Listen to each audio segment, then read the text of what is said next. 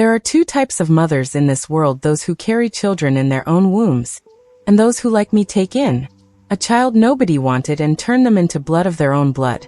But sometimes, my dear love, doesn't heal everything, and it was that same motherly love that almost got me killed in my own bed one night. My name is Gertrude Miller, but everyone here in River Creek, Michigan knows me as Miss G, or the woman who adopted the boy from the orphanage. I'm 76 years old now, my dear, and each of these wrinkles on my face tells a different story, some of joy, others of pain that not even time could erase. I still live in this old house on the outskirts of Maple Street with peeling walls that are still standing against time. From my porch, I can see a stretch of the Grand River that cuts through town like a blue vein. That river has seen everything in this life, the joys, the sorrows, and also that day in 1992 that changed my family forever. That was when a woman believed she could save any child with love, even those carrying wounds so deep that not even God could heal them. And you who are listening now, tell me your name and from what corner of America you're listening to this story that I've kept in my heart for over 30 years. Tell me down in the comments, would you? I'm curious to know how far this old woman's voice from small town Michigan is reaching. Who knows?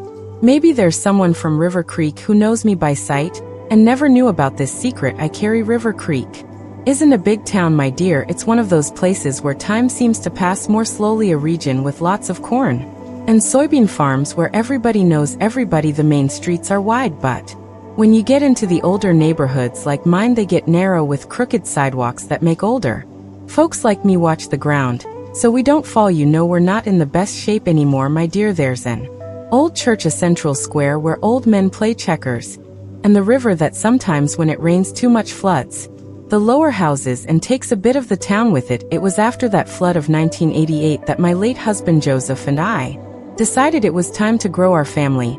We already had our two biological children, Paul, who was 17 at the time, and Margaret, who was 15, but I always had this soft heart. You know, I always wanted more children. It was Margaret who gave me the idea. She had gone to do a school project at the St. Clair Children's Home on the other side of town. She came home with eyes red from crying. Mom, you should see those children. Some have been there for years and nobody wants them because they're too old. Everyone only wants babies. That kept hammering in my head. Joseph, my husband, wasn't one to get emotional, but he always respected my wishes. He worked as a supervisor at the grain elevator. He was a serious man of few words, but with a good heart. When I told him about the idea of adopting an older child, he just looked at me in that way of his, smoking his hand-rolled cigarette on the porch, and said, "If that's what you want, go. Let's go see this child." The first time we visited the orphanage, my heart nearly jumped out of my chest. Such a clean, but terribly sad place. Children should run, jump, make noise, but there everyone seemed afraid to even breathe too loudly. The director, Miss Clemens, a thin lady with a face like she just sucked a lemon, took us to her office. "Do you have a preference for a boy or girl? What age?" she asked. "We want a child who really needs a family," I said, feeling a courage I didn't know I had, one that others might not want to adopt. That's when she first mentioned Roger. "I have a 9-year-old boy. He's been with us since he was 5. He's one of the oldest here, intelligent, but reserved. His mother was a drug user, died of an overdose. Nobody knows who the father is." When I first saw Roger, he was sitting alone in the corner of the yard with an old book in his hand. A skinny boy with short black straight hair, big dark eyes that seemed to swallow the world. He didn't smile when we were introduced, just looked at us, studying us like a suspicious little animal. "He doesn't talk much," explained Ms. Clemens, "but he's intelligent, gets good grades in school. He just has difficulty relating to the other children." At that moment, my mother's heart had already decided that boy needed a family. He needed me. Joseph, who was by my side, squeezed my hand. He had felt something too. The adoption process wasn't easy. It never is. There were interviews, visits from the social worker to our house, endless paperwork, but I was determined. In 4 months, Roger was at home with us with a small backpack containing everything he had in the world: some clothes, a storybook, and an old plastic toy car. At first, he was so quiet that sometimes I forgot he was in the house. He stayed in the room he shared with Paul, who didn't like it one bit, but I said it was just until we fixed up the back room. He barely spoke during meals, eating while looking at his plate as if afraid someone would take the food away from him. Little by little, I tried to get close to him. I made dishes he liked. I Discovered he loved spaghetti with meat sauce. I bought books since I noticed that's what he liked to do most. I sat next to him in the living room while he watched TV. In the beginning, he would shrink away when I came near as if expecting something bad. It broke my heart to see that the first time he smiled at me was when he had been with us for a month. I had made a chocolate cake to celebrate with a little candle, kind of a silly idea, but I wanted to mark the date, 1 month of our Roger in the family. I said. He looked at me with those big eyes, surprised, and a small smile appeared at the corner of his mouth. It was small, timid, but it was there. Joseph, who was at the head of the table, also saw it and gave me a little wink. That night I thought everything would be all right, that we had made the right choice. Roger started going to the neighborhood school. The first months were difficult. He'd come home with torn notebooks, sometimes with a black eye or a scraped knee. What happened? I'd ask. Heart tight. Nothing. He always answered, eyes down. It was the teacher, Miss Helen, who told me that the other boys picked on him, calling him an orphan, a nobody's child, things that only cruel children can come up with to hurt, but he doesn't react. She told me, concerned. He stays quiet, takes it all, and that's not normal. Mrs. Miller, most children cry, fight, tell an adult. He seems disconnected. With time things began to change, but not the way I expected. Roger remained quiet at home, but at school the teacher started complaining about other problems. She said he had explosions of anger over small things, a broken pencil, a book he couldn't find. He would cry suddenly without apparent reason or stare into nothing for minutes on end. I tried to talk to him, but it was like talking to a wall. Joseph, my husband, was already starting to get impatient. He needs rules. Gee, you spoil the boy too much. But how could I not spoil him? I looked at that thin little face, at those eyes that seemed to carry a weight too big for a 9-year-old child, and all I could think about was how to make him feel loved, safe. Oh my dear, if you're enjoying this story of overcoming, give a little help to the Grandparents Tales channel. Would you just click the like button and subscribe so you don't miss any of our stories? This old grandma is very happy to know there are people who want to hear what I have to tell. Now let's continue, because this story still has much to be revealed. There are things we don't like to remember, but that need to be told so that other people don't go through the same. One day when Roger had been with us for almost a year, he came home from school later than usual. It was almost night, and I was already worried, thinking of going out to look for him. When he came through the door, he had an ugly cut on his chin, and his uniform shirt was torn. My God, boy, what happened? I asked, running to examine the wound for the first time since he had arrived. He exploded. He threw his backpack on the floor with such force that the books scattered across the entire living room. They said, "You only adopted me because you get money from the government." They said nobody would really want an old boy like me. I was speechless for a few seconds, watching that boy who was always so controlled. Finally releasing the anger he kept inside, then without thinking twice I hugged him tight. At first he went stiff as a board, then slowly he relaxed until he began to cry, such a deep, suffering cry that seemed to come from deep inside his soul. "You are my son," I said, my voice trembling with emotion. "My son of the heart, and there's no government money. There's love. You're a Miller now, and nobody's going to take you away from us." That night seemed like a turning point, as if something inside him had broken and allowed us to finally enter. He began to talk more during dinner, to tell us about school, to ask questions about the family. Joseph also got closer, teaching him how to fix things around the house, to fish in the river on weekends. How wrong I was, my dear, how blind we can be when we want to believe in something too much, because what I didn't know was that this was just the beginning of a story that would become increasingly difficult, and that would end in a night that would change our family forever. You know, my dear, there's something I only learned after I got old.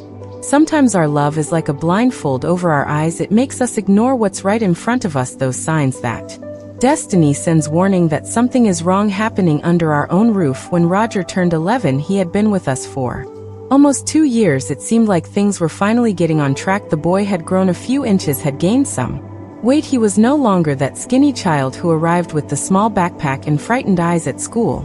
His grades were good, not excellent like in the beginning, but he maintained an average. The teachers no longer sent notes complaining about strange behavior, and he had even made 2 friends in the neighborhood, Tony and Mark, who sometimes came to play at our house. It was around this time that my Paul, the oldest son, married Louise and moved to Detroit. Margaret also left home to study nursing in Chicago. Suddenly it was just me.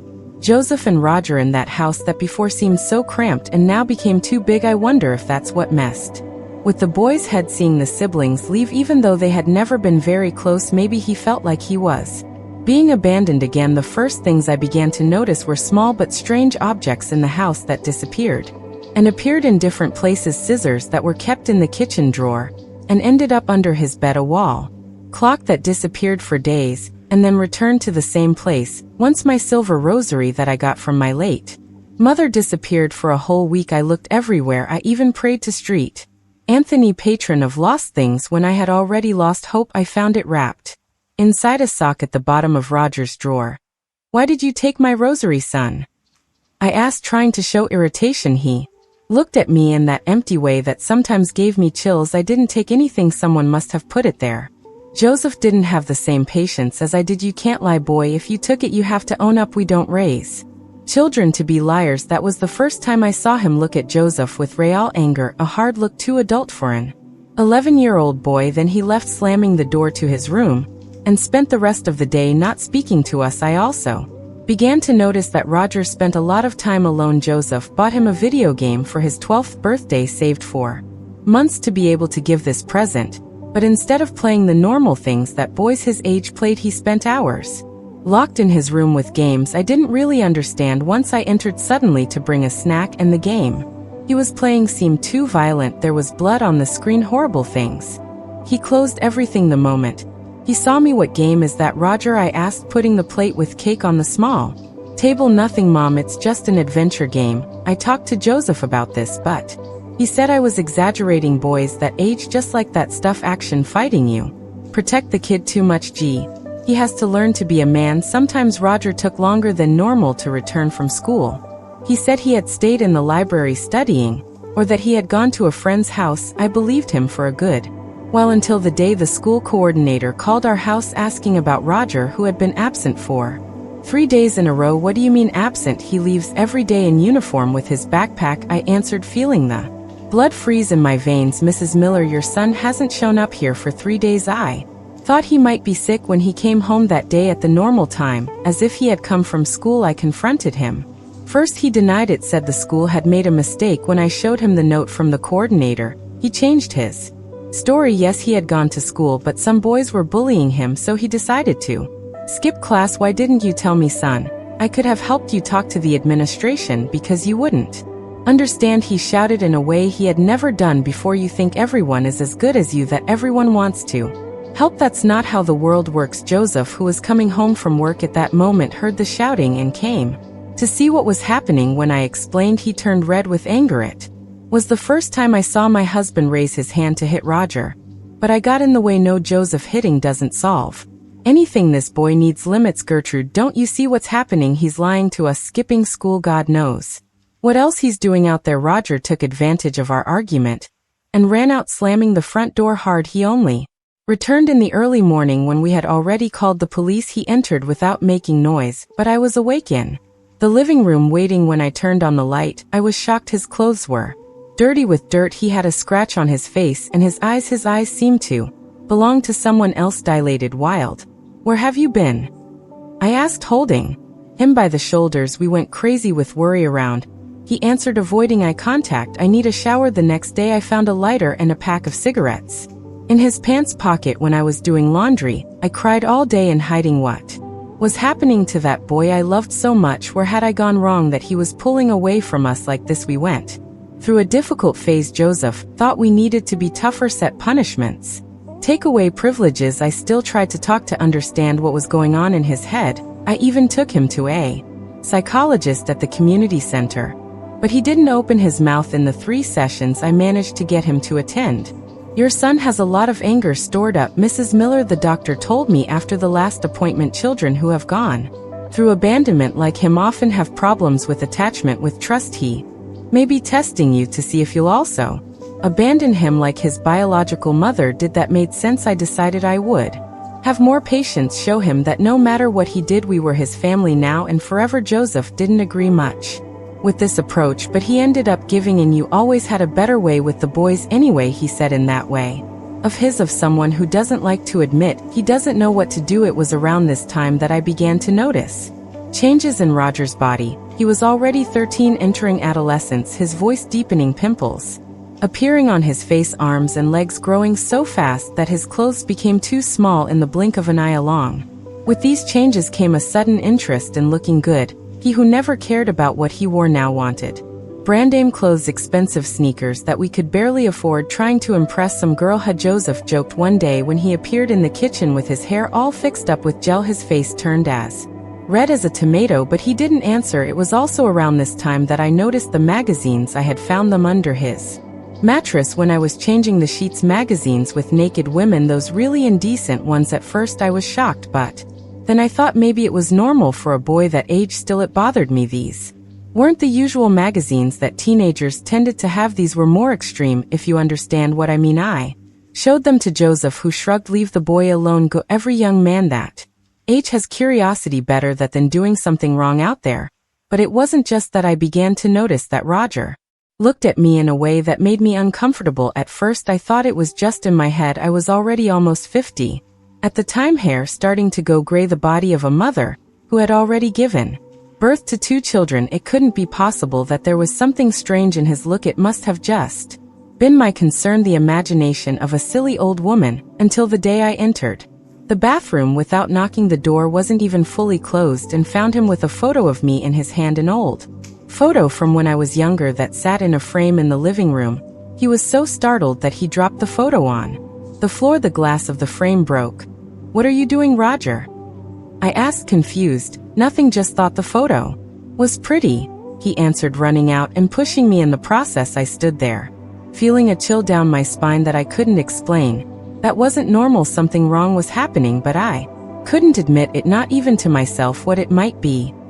When Roger turned 14, things got even worse. He practically didn't stay at home anymore. He left early, said he was going to school, but rarely actually when he came back late, sometimes smelling of cigarettes, sometimes with a strange lost look. Joseph and I fought almost every night because of this. My husband wanted stricter rules. He even wanted to send him back to the orphanage. I disobeyed just thinking about it. He's our son now, Joseph. We don't return a son like he's a purchase that went wrong. But don't you see, the boy is losing himself. He doesn't respect us, doesn't respect the rules of the house. What more do you want to happen to understand that the situation is out of control? Deep down I think I knew he was right, but my mother's heart didn't want to accept it. I had promised that boy I would never abandon him, that he was my son forever. How could I go back on that? That's when the money started disappearing. First it was a little $50 from Joseph's wallet that he thought he had spent and forgotten, then $100 from my grocery envelope when my sister-in-law's pension money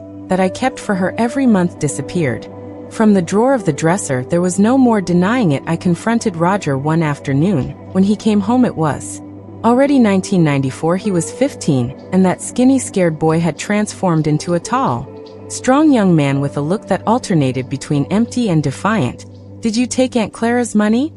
I asked directly without beating around the bush. "What money?" he answered, throwing his backpack on the sofa and going straight to the refrigerator. "You know very well what money. $400 that were in my drawer. Your Aunt Clara's pension money that I keep for her." He turned to me with a can of soda in his hand, and for the first time I saw a smile that frightened me, a cold, mocking smile. "And if I did take it, what are you going to do?" I was speechless for a few seconds. That wasn't my Roger. It wasn't the boy I had raised with so much love over the last 6 years. It was a stranger in front of me using my son's body. "Why are you doing this, son? If you needed money, you just had to ask. We don't have much, but we always find a way." "I'm not your son," he interrupted with a voice so cold it seemed adult. "I never was. You're the one who made up this whole story in your head." Those words were like a stab in the chest. I felt my legs weaken. I had to lean on the table to avoid falling. The tears came without me being able to control them. "Don't talk like that, Roger. I love you like a son. Yes, from the very first day." Love? He laughed, that strange laugh that didn't seem like his. "Love doesn't exist, Mommy dearest. People just want to use each other, just like you and Joseph used me to pretend you're the good Samaritans, the saviors of the orphan boy." He passed by me and went to his room, leaving me there destroyed by those words. What had happened to him? What had I done wrong? Where was that sweet boy who, despite all the problems, had moments of affection, of gratitude? That day I cried like I had never cried before. Joseph found me like that when he came home from work. And just by looking at me, he knew something serious had happened after I told him everything. My husband was silent for a long time, smoking one cigarette after another on the porch. When he finally spoke, his voice was tired. He needs professional help, Gert, the kind of help we can't give. Maybe we should look for a specialized institution. No, I screamed, desperate. We're not going to abandon him. He's just confused, lost. Its adolescence. It will pass. Joseph shook his head with that expression of someone who knew more than he said. My husband was always a man of few words, but of much observation. There's something wrong with him, Gertrude, something beyond being a teenager, beyond having been abandoned. There's something broken inside that boy, something that maybe not even all our love can fix. That night I couldn't sleep. I lay thinking about everything that had happened in the last few years, the small signs I had ignored, the behavior changes, the strange looks, the increasingly bigger lies. Was Joseph right? Was there something in Roger that went beyond what we could understand or help? What I didn't know was that in just a few weeks, I would have the answer in the worst possible way, an answer that would come on a night that would change everything, that would break our family in a way that could never be repaired. You know, my dear, there's an old saying that you only truly know a person when you share the same roof.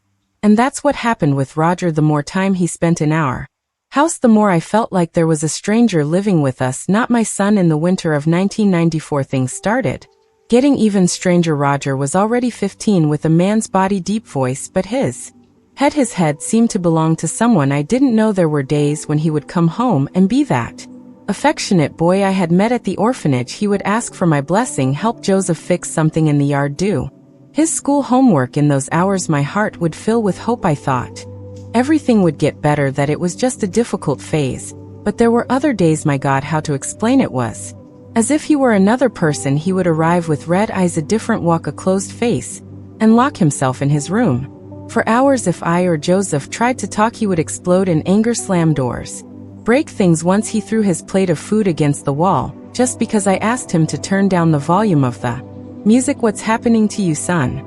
I would ask, crying as I cleaned up the shards of glass and the food scattered across the wall. Nothing you would understand. He would always respond with that empty look that gave me chills. It was during this time that I began to notice the marks on his arms. At first I thought it was from street fights. God knows he was always getting into trouble in the neighborhood. But one day when I entered his room without knocking to leave clean clothes, I saw him injecting something into his arm. I was paralyzed. At the door, the pile of t-shirts fell from my hands. He turned to me with eyes wide with shock, then anger. Get out of here, he shouted, jumping up from the bed. I ran to my room, locked the door, and called Joseph. At work, my husband dropped everything and came home that same hour. When he arrived, Roger had already left. Taking his backpack, we sat in the kitchen not knowing what to do. We have to send him to rehab, Joseph said, running his hand over his tired face. This has gone beyond limits. The boy is using drugs inside our house. I still tried to defend him, to say that maybe it was just cold medicine, a vitamin injection, anything that wasn't what I knew it was. But deep down I had also understood my adopted son, that boy I had promised to love and protect, had become an addict. Roger only returned 2 days later. He looked like a zombie, thin, deep circles under his eyes, shaking with cold. Even though it was a warm summer night, Joseph held him by the arms, made him sit at the kitchen table. For the first time I saw my husband crying as he spoke. Look what you're doing to yourself, son. Look what you're doing to your mother. She doesn't sleep, doesn't eat, stays by the window waiting for you to return. For a moment it seemed like something changed in Roger's gaze, a shadow of guilt, perhaps even shame, but it passed quickly. You don't understand, he murmured. Nobody understands. Then explain so we can understand, I begged, holding his hands between mine. They were cold as ice. His fingers hurt, his nails dirty. What's happening to you? Since when did this begin? Why? He remained silent for a time, looking at the floor. When he finally spoke, his voice was low, almost a whisper. You think you know who I am, but you don't. Nobody does. Then tell us, Joseph insisted. We're your family, we want to help. Roger raised his eyes, and what I saw there frightened me, a mix of anger and something that seemed like pleasure in seeing us suffer. Family, he laughed in that cold way he had acquired. This isn't a family, it's just a convenient arrangement. You wanted a child to replace the ones who left, and I needed a roof. Those words were like stab wounds. I knew it wasn't true that we loved Roger like a true son, but it hurt to hear that that's not true. Joseph answered with a Firmer voice, you are our son, yes, and that's exactly why we're going to seek help for you tomorrow itself. I'm taking you to a place that treats addicts. I'm not going anywhere, Roger yelled, rising from the table with such force that he knocked over the chair. You don't control me, you're not my real parents. And he left, slamming the front door so hard that the picture frame on the wall fell. Joseph ran after him, but he had already disappeared into the darkness. That night we decided that when he returned we would commit him even against his will. We had no choice anymore. But he didn't return the next day or the day after. A whole week passed, and still no sign of Roger. We looked everywhere, hospitals, police stations, the houses of the few friends we knew. Nobody had any news. Even some boys who lived on the street under the bridge said they had seen him around there. But it had been days since he had disappeared. It was one of the worst moments of my life. Guilt was eating me up inside. Where had I gone wrong? What could I have done differently? Why hadn't I seen the signs earlier? Each night that passed without news was a torment. Imagining my son on the street suffering from cold, hunger, using those drugs that were destroying him from the inside. It's not your fault, Joseph tried to console me, but I saw the same suffering in his eyes. We did the best we could. Almost 2 weeks later at dinner time we heard knocks on the door. When Joseph opened it there was Roger, but not the same one who had left. He seemed to have aged years in those 2 weeks, even thinner, with an ugly cut on his eyebrow, his clothes dirty and torn, but the worst were his eyes, glazed. Lost son, I screamed, running to hug him. He could barely stand. What did they do to you? He didn't answer, just fell into my arms, heavy as lead. Joseph helped carry him inside. We laid him on the sofa. He was burning with fever, shaking. I wanted to call an ambulance, but Joseph thought it better not to. If they discover he's using drugs, they'll call the police. It could make the situation worse. We'll take care of him here. I spent the whole night at Roger's side, changing the cold compresses on his forehead, making him drink water, holding him while he vomited everything he tried to swallow. In the early morning, at the worst of the fever, he began to hallucinate. He called for his real mother. He shouted for someone to stop hitting him, cried like a small child. It was there, listening to those delusions, that I began to put the pieces together, the things we didn't know about his past, the traumas buried deep that no love could heal alone. He murmured names he had never mentioned while awake, spoke of things he had seen, that he had suffered. My mother's heart tightened with each revelation. How much pain this boy so young had already carried. In the morning, the fever subsided a bit. He woke up, looked around confused, then saw me sitting in the chair beside him. Mom, he called with a voice that seemed again like that 9-year-old boy who had arrived home with a small backpack. You're still here? I'm here, son, I answered, holding his hand. I won't leave your side for a moment. I saw a tear roll down his face. For the first time in a long time, he really seemed like the Roger I knew, not that stranger who had taken over his body. I'm sorry, he whispered. I didn't want to hurt you. No, son, I know, but now we're going to help you. Everything will be all right. How wrong I was, my dear. Things would never be all right again. Because what I didn't know was that that moment of lucidity, of repentance, was just a pause before the storm that would come, a storm that would change our lives forever. During the days that followed, we cared for Roger at home. The withdrawal was horrible to watch. He sweated cold, shook, vomited, even had convulsions. Joseph wanted to take him to the hospital, but I was afraid they would commit him to a place worse than what we were already going through, or that they would send him back to some government institution. So we cared for him right there, Joseph and I, taking turns so as not to leave him alone for a single minute. Little by little he got better. Color returned to his face, his appetite appeared, the tremors diminished, and with this physical improvement, a change in behavior as well. He seemed like the Roger from before, polite, even affectionate. He apologized for what he had done, thanked us for the care, promised that he would change, that he would never use drugs again or steal from us, and we fools that we were believed him. Joseph even took a week off from work to keep an eye on him, ensure he didn't go out alone, that he didn't return to the same path. But then he had to go back. Life doesn't stop just because we have a problem, right, my dear? The bills kept coming. Food needed to be bought, rent paid. In the first weeks of October, everything seemed to be getting back on track. Roger had returned to school, came home at the right time, did his work, even started helping around the house. He mowed the neighbor's lawn to earn some money, washed dishes without being asked. We were even planning to enroll him in a technical course the following year, give the boy a profession. One night we were having dinner, the three of us together, like we hadn't done in a long time, when Roger looked at me with those big eyes now clean of drugs, and said something I'll never forget. Mom, you always wanted to know why I started using drugs, Joseph. And I suddenly became tense. It was a subject we had been avoiding, afraid of bringing back bad memories of awakening that other Roger, who frightened us so much. Only if you want to talk about it, son, I answered cautiously. I do want to. I think you deserve to know. He took a deep breath.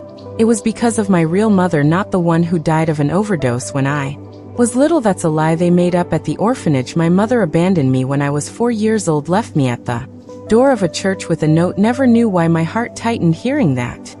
So many years, and I had never been able to get him to talk about the past afterward. I went from family to family, from orphanage to orphanage. In one of them, there was an employee. He stopped, swallowed hard. He did things to the children, bad things. Joseph put down his fork, his face turning red with anger. I felt nausea rising in my throat. That's why when you adopted me, I couldn't trust. I couldn't believe that someone would really want to keep me, take care of me, without wanting anything in return. He wiped a tear with the back of his hand. Then at school I met some older boys. They gave me this stuff to use, said it would make the pain go away.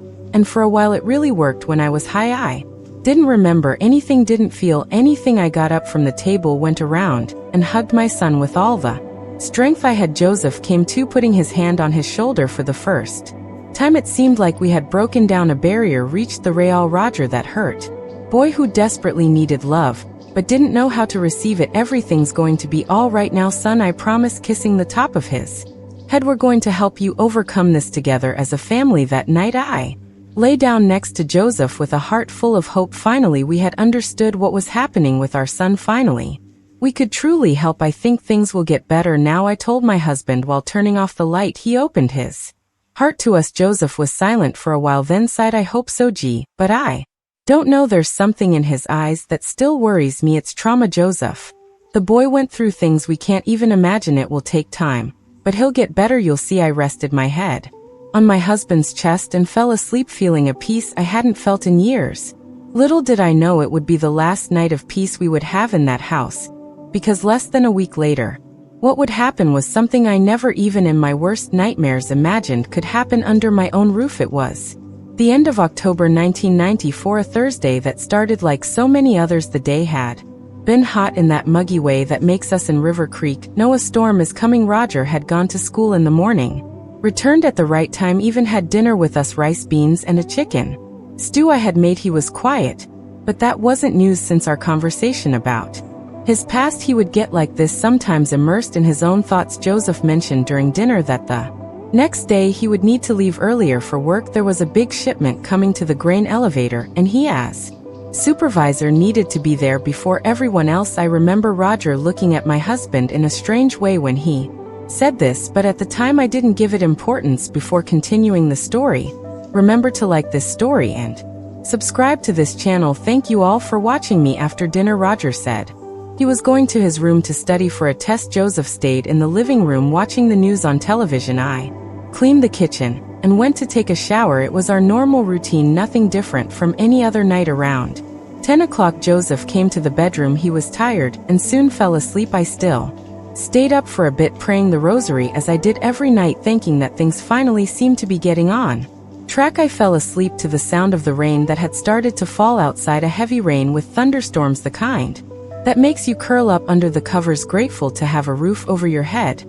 I don't know exactly what time it was when I woke up, maybe 3-4 in the morning. The rain had stopped, but the air was still humid, heavy. I opened my eyes with that strange sensation that someone was watching me. You know that chill on the back of your neck that you feel when something is wrong. At first I thought it was just an impression, that I had woken up from some nightmare I didn't remember, but then I saw a shadow moving in the bedroom. Startled, I thought it was a burglar who had entered through the window. I was about to scream to wake Joseph when the shadow came closer to the bed, and I realized with my heart almost stopping that it was Roger. He was standing beside my bed, looking at me in a way I will never forget in my life. It wasn't the look of my son, it was the look of a stranger, of someone I didn't know, cold, empty, but at the same time too intense. Roger, I called softly, confused. What is it, son? Are you feeling sick? He didn't answer, just continued looking at me in that way that froze my soul. It was then that I noticed he was without a shirt, just in shorts, and when my eyes adjusted more to the dark I noticed something that made me stop breathing. He was aroused in a way no mother should see her son. "What are you doing?" I asked, my voice trembling with fear. I tried to sit up in bed to move away, but with a quick movement he placed his hand over my mouth, preventing me from screaming. "Don't wake Joseph," he whispered, coming closer. "I don't want to hurt him." The terror I felt at that moment cannot be explained in words. It was my son, that boy I had raised with so much love, that I had promised to protect. And there he was, like a wild beast about to attack its own mother. I tried to struggle to push him away, but Roger was strong, much stronger than I had ever imagined. With one movement, he climbed on the bed on top of me. I felt his weight immobilizing me, his hand pressing on my mouth so hard I could barely breathe. "I always wanted to do this," he whispered in my ear, words that made me want to vomit. "Since the first day I came to this house, you didn't notice how I looked at you, how I followed you around the house." Tears streamed down my face as I desperately tried to wake Joseph, who was sleeping on the other side of the bed. But my husband always had a heavy sleep, never woke up easily. In my terrified eyes I begged Roger to stop, to go back to being the boy I knew that I loved. For an instant, it seemed like he hesitated. I saw a flash of confusion pass through his eyes, as if for a second he had come back to himself, but soon that empty look returned, and he began to pull the sheet that covered me. It was at that moment that Joseph finally woke up, maybe from the movement on the bed, maybe from the sixth sense that only a father has. I don't know. I only know that suddenly I heard my husband's voice, confused at first, then loaded with a horror I had never heard before. "What the hell is this?" Joseph shouted, sitting up in bed with a jump. Roger turned his head, startled, but didn't get off of me. It was as if something had broken inside him for good, as if that last thread of humanity that still remained had snapped. "Get off of her!" Joseph roared, jumping on top of Roger with a strength I didn't know my 55-year-old husband still had. The two fell to the floor with a dull thud, knocking over the lamp from the bedside table. I heard screams, sounds of struggle, things breaking. I turned on the bedroom light with trembling hands and saw a scene I will never forget. Joseph and Roger rolling on the floor, my husband trying to immobilize our son, who was thrashing like a wild animal. "Call the police," Joseph shouted to me while trying to hold Roger's arms. "Go, Gertrude. Call the police." But I was paralyzed in shock, unable to believe what was happening. How had we reached that point? How had the boy I had promised to love and protect transformed into that monster? With a sudden movement, Roger managed to break free from Joseph. I saw my son grab something from the floor, the broken lamp, and before I could shout a warning, he hit my husband's head with all his might. Joseph fell backward, a trickle of blood running down his forehead. He wasn't unconscious, but too dazed to react. Roger stood up, looking from his father to me with a smile that didn't seem human. "See what you made me do?" he said, pointing to Joseph bleeding on the floor. "If you had stayed quiet, none of this needed to happen." That voice wasn't the voice of my Roger, it was the voice of someone or something that had taken over him. At that moment, an instinct I didn't know I had awakened inside me. I jumped from the bed, ran past Roger, and managed to get out to the hallway. "Help!" I screamed, running toward the front door. "Someone help me!" Roger came after me, but stumbled on the furniture in the dark living room. I managed to reach the door, unlock it with trembling fingers, and run out into the street, still in my nightgown. The night was cold and damp after the rain, but I barely felt the cold.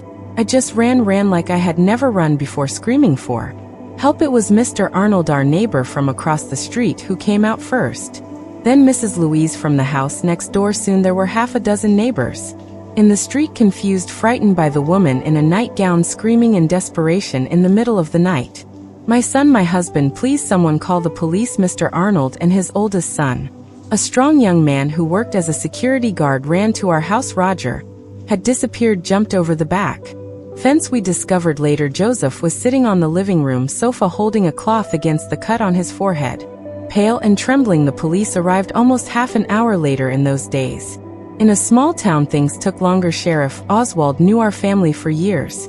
He couldn't believe it when we told him what had happened. "Are you sure, Mrs. Miller?" "Roger, that quiet boy. How do you explain to someone that your own son, who you raised for 6 years, had tried?" I couldn't even say the word. "How do you admit that that boy, who everyone saw as shy and polite, hid aside, that not even we who lived under the same roof completely knew?" They searched the entire town, but Roger had vanished. Joseph was taken to the small River Creek hospital where they gave him some stitches on his forehead and prescribed tranquilizers. For both of us, when we returned home in the morning, it looked like a hurricane had passed through broken furniture. Glass all over the floor, blood stains on the bedroom carpet. But the worst wasn't the physical mess, it was the feeling that something had been irreparably destroyed: our family, our trust, our sense of security. For days I couldn't sleep properly. Every noise in the night made me jump from the bed, thinking it was him returning. Joseph, my husband, always so strong, was also destroyed. It wasn't just the physical wound, it was the wound in his soul, the feeling that we had failed as parents, that we hadn't been able to see the evil growing under our own roof. 3 days passed without news until one afternoon the phone rang. It was Sheriff Oswald. Mrs. Miller, we found Roger. My heart raced for a moment. That maternal instinct that never completely dies took over me, and I could only think if he was okay, if he was hurt, where, how is he? There was a silence on the other end of the line, and then the sheriff's grave voice: he's alive, but he's not well, Mrs.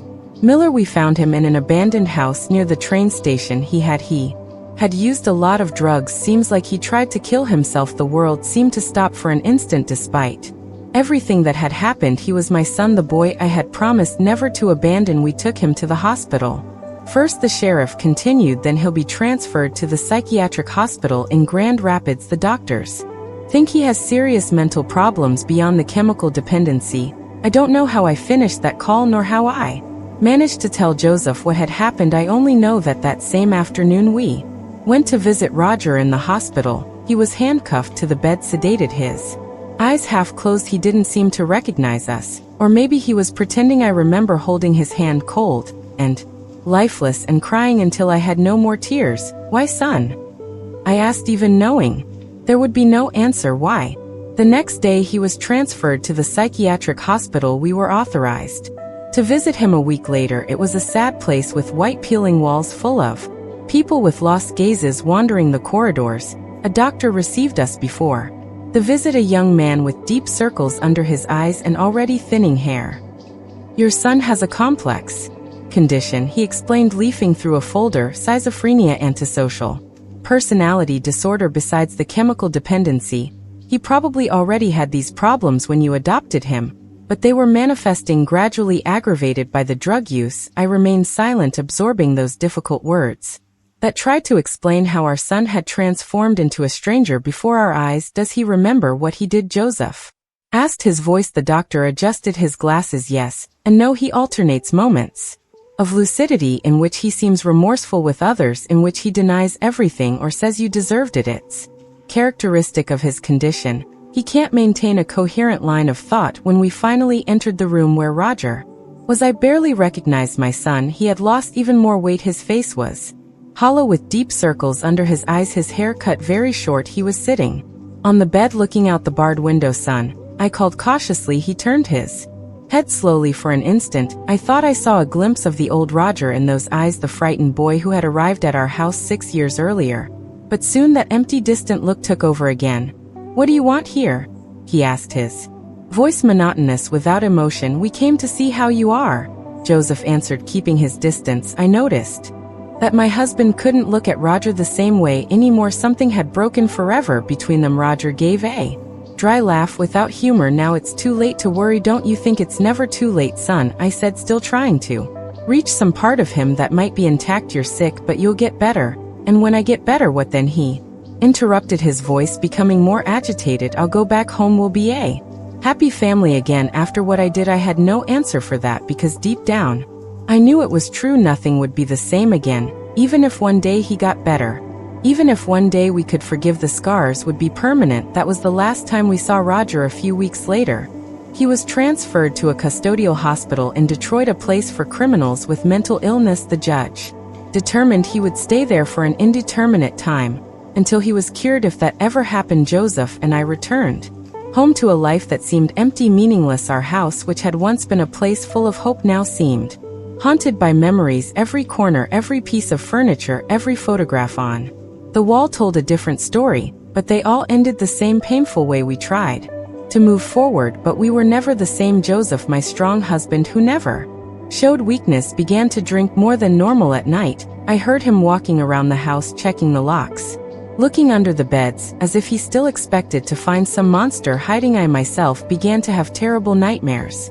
I would wake up screaming in a cold sweat, and always the same question tormented me: how did we not see, how did we not realize there was something so wrong happening right under our noses? Were we so desperate to save that boy that we refused to see the signs? Today, sitting on this old porch, watching the grand river that continues to flow as if nothing had happened, I can look back with a bit more clarity. More than 30 years have passed since that terrible night. Time doesn't heal all wounds, as they say, but it teaches us to live with the scars. Joseph, my husband, passed away in 2003 from a heart attack. He was never the same after that night. He carried a guilt that wasn't his until his last day. I should have noticed, G. He would say sometimes, usually after a few drinks, I should have protected you. Our biological children, Paul and Margaret, tried to support us as best they could, but they lived far away. They had their own families, their own problems, and to be honest, I think they also felt a bit of guilt for not being there when everything happened, for having left their aging parents alone with that troubled boy. As for Roger, we received news of him from time to time through social services. I know he's still institutionalized after so many years. He had better periods, worse periods. In 2008, he was evaluated for possible release but had a violent relapse and returned to intensive treatment. The last letter I received about him about 2 years ago said he was stable, medicated, participating in therapy activities, but he will never truly be free, neither from the institution nor from the demons he carries inside him. I didn't visit him anymore, not when Joseph died, not on important dates. Some might judge me for this, think that I abandoned my son when he needed me most, but the truth is that I couldn't look at him without reliving that night, without feeling that terror again. And yet, my dear, even after everything, I still feel a pain in my chest when I think of him, not of the Roger from that terrible night, but of the 9-year-old boy with the big frightened eyes, with the small backpack containing everything he had in the world, the boy who for a brief period was truly my son. With time, I learned some things I want to share with you. Maybe it will help some mother, some father who is going through a similar situation. God willing, it won't be as extreme as ours. First, I understood that love doesn't cure everything. We grow up hearing that a mother's love can move mountains, overcome any obstacle. It's not true. Some wounds are too deep, some problems need professional help, medicine, serious treatment. Love is important, fundamental even, but it's not enough. Second, I learned to recognize signs today. When I see a young person with behavior similar to what Roger began to show, I feel a chill down my spine. The empty looks, the abrupt mood changes, the cruelty toward animals or weaker people, the increasingly bigger lies, the growing isolation. They are warnings that life gives us and that we need to take seriously. Third, I understood that we should never ignore our instinct, that little voice inside us that says something is wrong doesn't speak in vain. How many times did I feel there was something strange in Roger's look, in the way he followed me around the house, how he took my things in secret, but I ignored it because I didn't want to believe, because it was easier to pretend everything was fine. Fourth, I learned that some people come into the world with something broken inside them. It's not the parents' fault, it's not the environment's fault, it's something in their very constitution. Of course, abandonment, abuse, traumas make everything worse, as in Roger's case, but some souls are born with a darkness that not all the love in the world can illuminate. Finally, I understood that forgiving doesn't mean forgetting or trusting again. I forgave Roger in the sense of not carrying hatred for him, of understanding that he was sick, that he didn't have total control over his actions, but that doesn't mean I could trust him again or put other people at risk because of a feeling of guilt or maternal duty. In the years that followed that night, I met other families who went through similar situations, not exactly the same, but with children who had serious mental problems, who became violent, dangerous. It's more common than we imagine, but nobody talks about it. It seems there's a conspiracy of silence, as if admitting your child could be a threat were the biggest failure a mother could have. We even formed a support group here in River Creek. We meet once a month at the church. We share our stories, our pains, our small victories. It helps to know we're not alone, that other mothers also carry this silent burden. Today, at 76 years old, I look back and see a life marked by this tragedy, but not defined by it. I had moments of joy. 2 Paul's wedding, the birth of my grandchildren, Margaret's visits when she manages to come from Chicago. Life continues even when it seems impossible to move forward. If you're going through something similar, if you have a child with mental problems who is becoming a threat. Don't be ashamed to seek help. Don't wait until it's too late. As I waited, don't let love blind you to the real dangers. And remember, you're not a bad mother for recognizing that your son needs more help than you can give. Oh my dear, if you like this story even being so sad, don't forget to subscribe to the Grandparents Tales channel. Just click the button right below the video. And if you want to talk with other people who follow our stories, leave a comment below. Remember, my dear, wisdom doesn't come from books, it comes from the scars that life leaves. And we old folks have many scars and many stories still to tell. Some good, some bad, but all true, all part of this great journey that is living. Sometimes we spend years crossing paths with the same people and never imagine what they've lived through, what they've done to survive. Each wrinkled face like mine hides 1,000 stories, 1,000 silent battles. And if my story can help someone not go through what I went through, it will have been worth sharing this old pain. Thank you for listening to me, for letting me get this off my chest. May God protect you and your family, and keep evil far from your